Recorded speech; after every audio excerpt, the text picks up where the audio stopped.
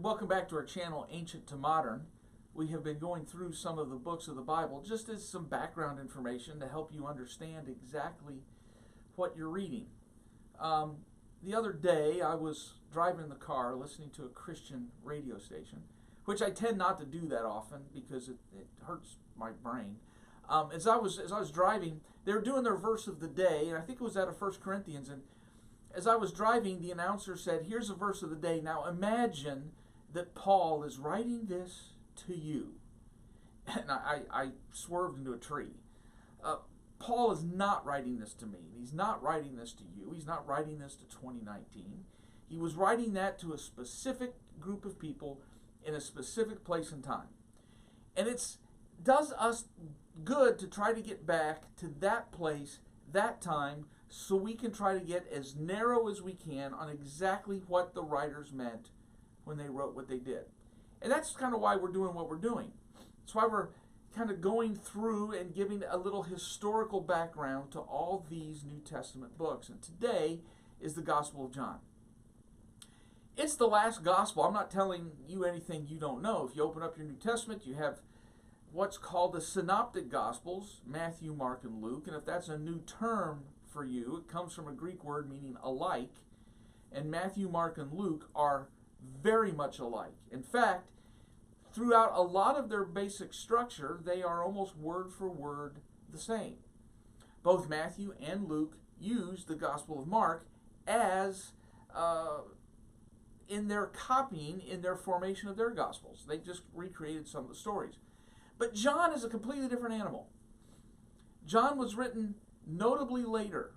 When we talk about when John was written, it is almost universally held that John was written in the mid-90s AD, which would have made it not only the last gospel, but among the last chronological books of the New Testament.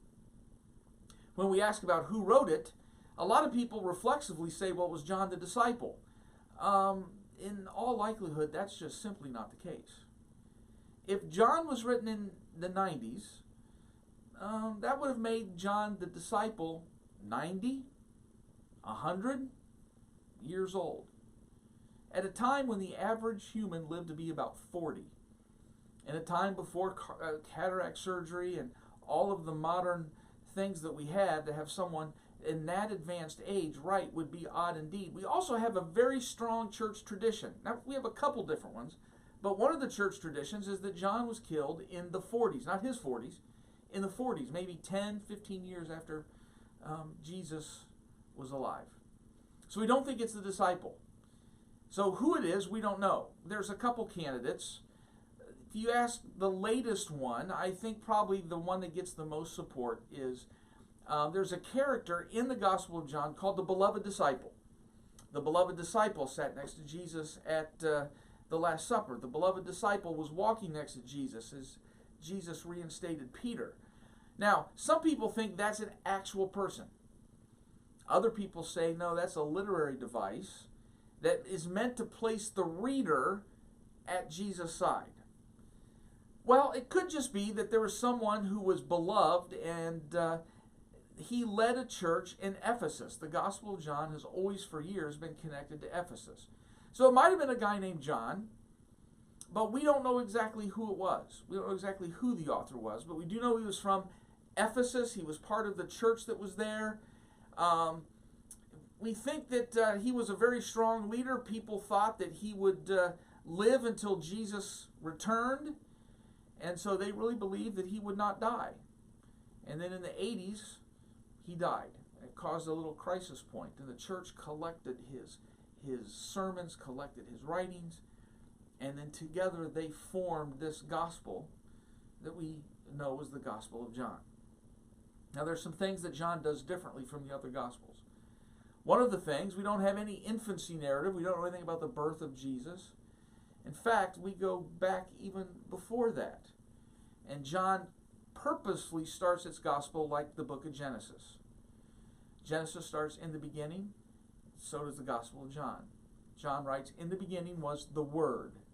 And the Word was with God, and the Word was God. That word that we translate as word, logos, is a Greek word that was used extensively in both in the Septuagint, the Old Testament scriptures, and in larger Greek culture. It meant the pure mind of God. It meant a strong word of God, the eternal principle, the order of the universe. So put all of that into that word. In the beginning was that eternal order. In the beginning was this perfect word. And that word was Jesus Christ. The other thing that John does is throughout the Gospel of John, you have a series of one-on-one encounters. People are drawn to Jesus, which is probably reflective of how people were coming to Christ at the end of the first century. He doesn't call the disciples are attracted to him.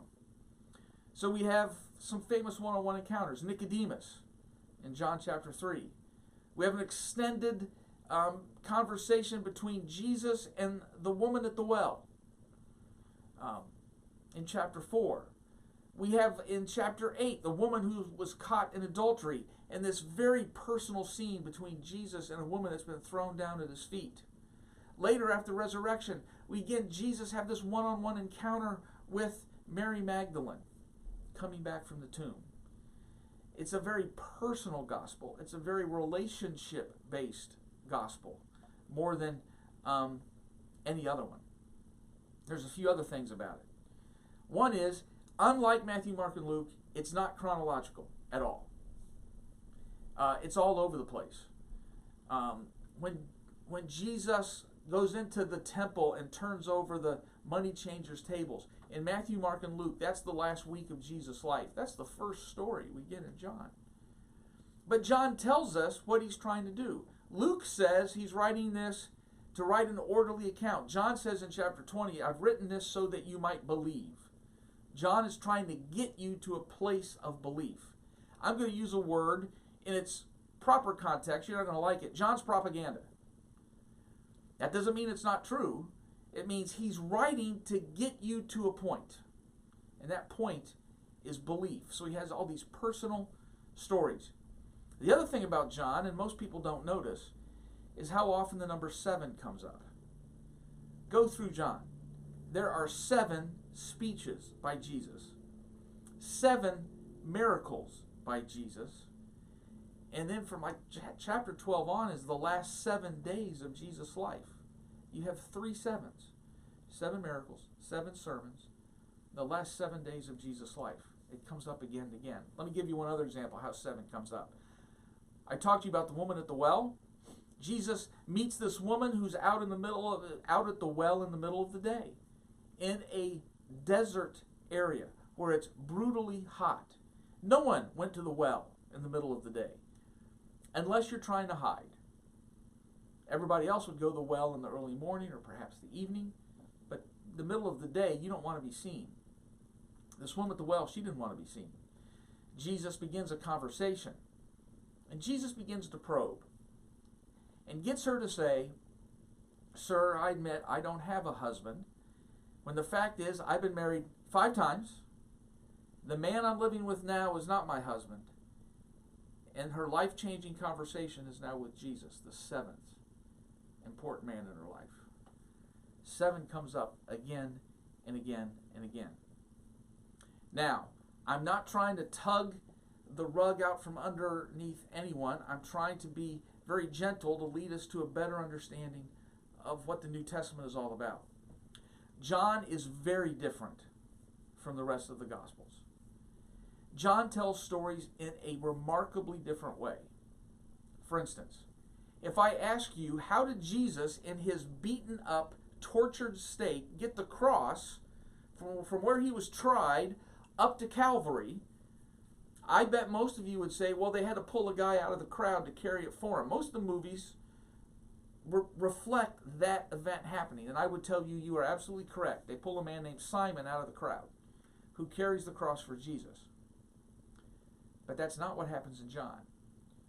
John is very, very specific that Jesus carried the cross alone all the way to Calvary. If I ask you what day Jesus died, most of you would point back to last Friday. The Orthodox among you would point to 2 days from now and say Good Friday. And once again, I would say you are correct. Matthew, Mark, and Luke are very plain that Jesus dies the day before the Sabbath. The Jewish Sabbath was Saturday. Jesus dies on Friday. But not in John. Jesus dies on a completely different day. John is very specific that Jesus died the day before Passover.